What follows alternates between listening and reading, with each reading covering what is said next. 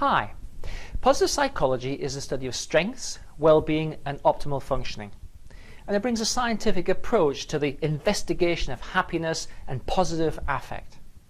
Now, it's argued that the ability to be happy is absolutely fundamental to good, positive mental health.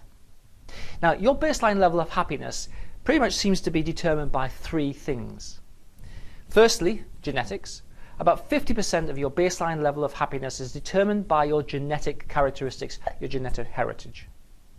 About 10% of your baseline level of happiness is determined by the circumstances of your life, just whatever's happening to you, right now.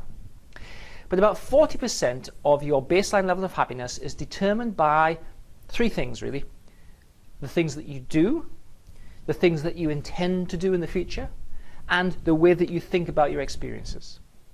And that leaves this 40% of your baseline level of happiness open to volitional, conscious change by you. Recently, a group of researchers did an interesting experiment which looked at how to increase happiness. They took three groups of participants. The first group, they had look back over recent experiences and to experience a sense of gratitude for an experience that they'd had.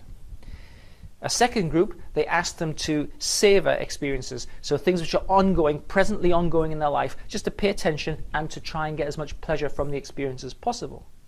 A third group, they had them look forward with hope and optimism towards things in the future. Now, they only asked these participants to do these little exercises for 1 week. At the end of a week, all three groups had a significantly higher level of subjective happiness and positive affect, positive emotion, than before they started the experiment. And it didn't matter whether it was past, present, or future-oriented.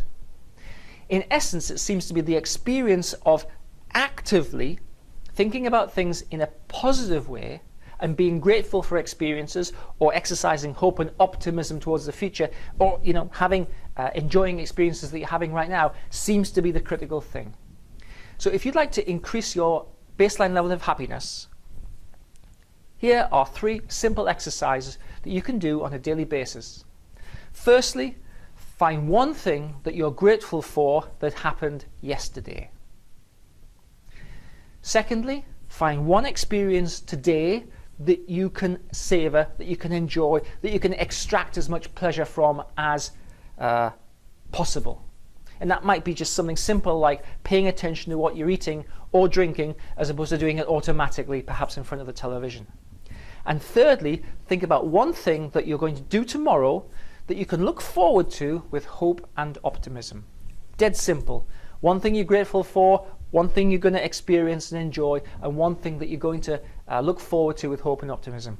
If you do those exercises, and only you can take a few moments every day for a week, it's quite likely that your subjective level of happiness will increase. And the more effort you put into it, the more outcome you'll get out. So if you want a low effort but high yielding opportunity to increase your level of happiness, and let's face it, who would not like to be happier, then this is what I recommend for you. Thanks for taking the time to watch and listen.